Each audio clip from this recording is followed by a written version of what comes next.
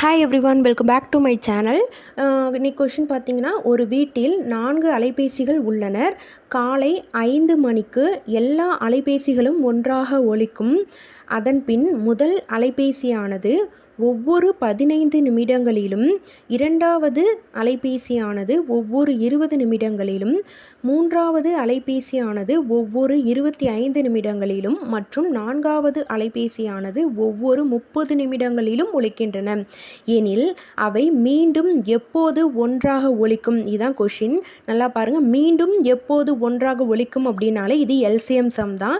Question பார்த்தீங்கன்னா ரொம்ப பெருசாக இருக்குது, பார்த்தோன்னே பயப்படுற மாதிரி தான் இருக்குது. ஆனால் ஆன்சர் பார்த்தீங்கன்னா ரொம்ப சிம்பிள் தான்.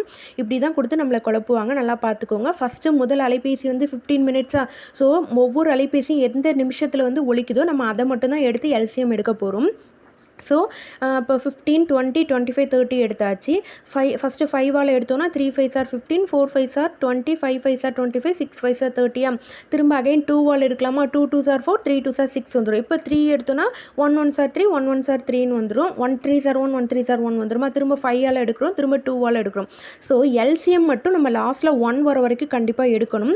ஸோ இப்போ லாஸ்ட்டில் வந்து 5 × 2 × 3 × 5 × 2 இது எல்லாத்தையுமே மல்டிபிள் பண்ணோம்னா நமக்கு ஆன்சர் வந்து 300 வந்துடும். இந்த 300 அப்படின்றது நிமிடங்கள் தான், ஓகேங்களா? அப்போ 1 ஹவருக்கு நமக்கு வந்து 60 மினிட்ஸ் ஆகுமா? ஸோ 300 / 60 போட்டோன்னா = 5 ஹவர்ஸ் வந்துடும். இப்போ ஃபஸ்ட்டு காலையில் 5 மணிக்கு ஒலிக்கும்.